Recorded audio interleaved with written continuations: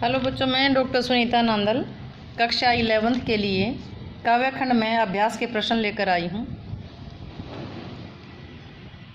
गज़ल के प्रश्न लेकर आई हूँ। गज़ल के शायर हैं श्री दुष्यंत कुमार। जैसे कविता के कवि होते हैं, ऐसे गज़ल के शायर होते हैं। पहला प्रश्न देखिए, आखिरी शेर में गुलमोहर की चर्चा हुई है। क्या उसका आशय एक खास तरह के फूलदार वृक्ष से है या उसमें कोई सांकेतिक अर्थ निहित है? समझा कर लिखें। आखिरी शेर कौन सा था?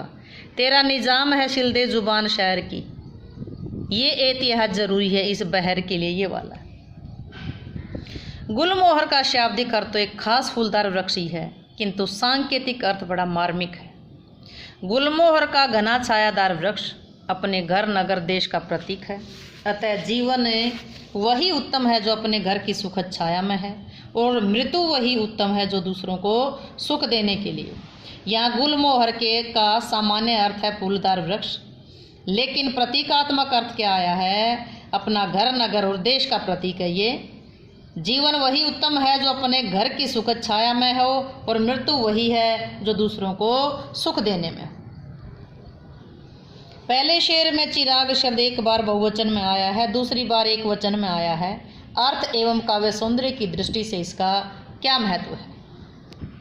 आइए पहले पहला शेर देखते हैं। कहाँ तो तय था चिरागा हरेक के लिए, कहाँ चिराग मयसर नहीं शहर के लिए। तो इसमें कहाँ तो तय था, इसमें चुनाव से पहले का वर्णन किया गया है कि चुनाव से पहले राजनेता वादे करते हैं कि प्रत्येक घर के लिए सुख सुविधा मिलेंगी। चिरागा बहुवचन में आया है, सुख सुविधाएं मिलेंगी, बहुत सारी मिलेंगी। लेकिन जब चुनाव हो जाते हैं, इलेक्शन हो जाता है, तो नेता वापस झांकते तक नहीं, और एक चिराग यानी कि एक चिराग तक नहीं मिलता। पहले तो ये था कि पूरे शहर को रोशनी मिलेगी, फिर एक घर के लिए भी चिराग नहीं मिलता।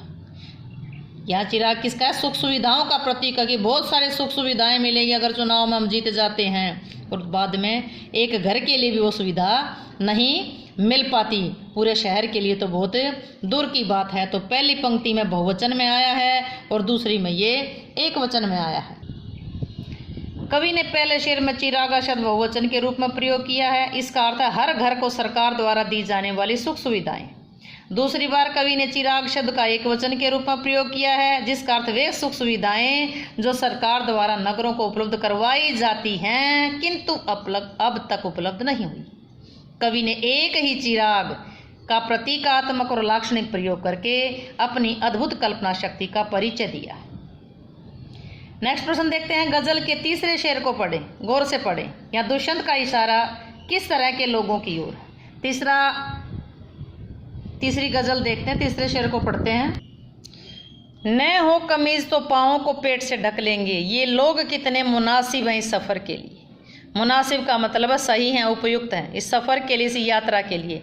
न हो कमीज तो पाँवों से पेट ढक लेंगे, ये लोग कितने मुनासिब हैं इस सफ़र के लिए। क्या बताया? गरीब लोगों के पास यदि तन ढकने के लिए कपड़े नहीं है तो कोई बात नहीं, ये लोग अपने पैरों से अपने पेट को ढक लेंगे। मतलब यहाँ लोगों के पास तन ढकने के लिए पर्याप्त वस्त्र भी नहीं है।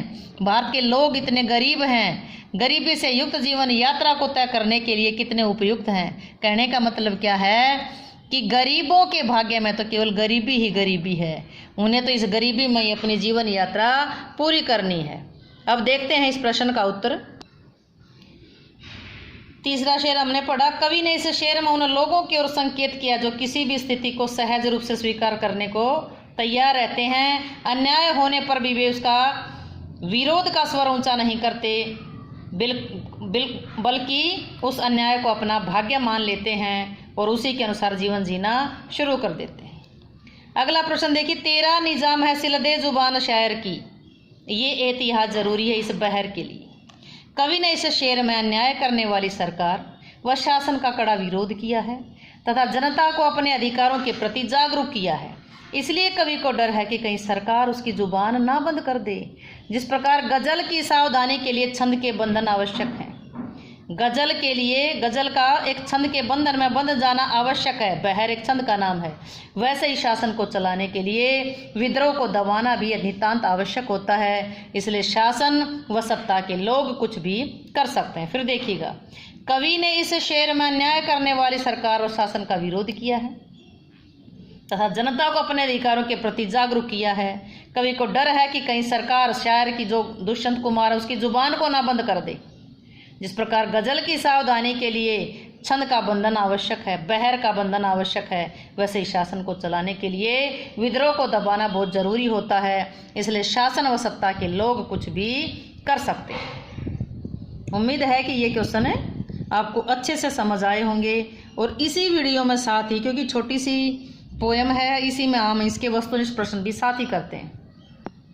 साय में धूप शीर्षक कविता के कवि का नाम है दुष्यंत कुमार। दुष्यंत कुमार की कविता कौन सी है? साय में धूप, इसको गजल कहेंगे। दुष्यंत कुमार एक शायर हैं। इनकी कविता या जो गजल है वो है साय में धूप।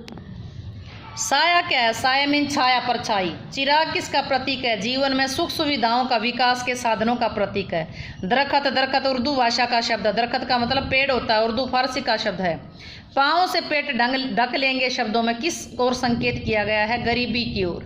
भी जिसने कपड़े नहीं पहने, ठंड लग रही है, तो अपने यानी कि पैरों को मोड़ करके, उकड़ू बैठ करके अपने पैरों से ही अपने पेट को छुपा लेंगे। गरीबी की ओर संकेत किया गया है कपड़ों के अभाव के कारण। कवि ने किस सफर की ओर संकेत किया गया है? जीवन की यात्रा। कौन सा सफर? जीवन का सफर, जीवन की यात्रा। कवि ने पत्थर किसे कहा गया है? शासक वर्ग को, जो जिनके दिल पत्थर के समान है, जो पत्थर के समान कठोर हृदय वाले हैं, गरीबों के बारे में कुछ सोचते ही नहीं, उनका हृदय पिघलता ही नहीं। कमीज न होने पर किससे पेट ढकने की बात कही गई है? पाँव से। कमीज नहीं है तो किससे पेट ढकेंगे? पाँव से। दुष्यंत कुमार ने शहर के लिए क्या मयसर नहीं होने की बात कही है? मयसर का मतलब उपलब्ध। चिराग, शहर के लिए क्या मतलब? पहले तो क्या था? चिरागा या बहुत सारी सुख सुविधाएं, फिर क्या मयसर नहीं हुआ? उपलब्ध नहीं हुआ, चिराग। नज़र के लिए कैसा नज़ारा चाहिए? नज़र के लिए हसीन नज़ारा चाहिए, नज़र के लिए हसीन नज़ारा चाहिए। तो ये थी दुष्यंत कुमार की गज़लें, इसके अभ्यास के प्रश्न और वस्तुनिष्ठ प्रश्न। उम्मीद है कि आपको ये अच्छे से समझ आए होंगे। समझ आए हों तो वीडियो को लाइक करें, शेयर करें, चैनल को सब्सक्राइब करना ना भूलें।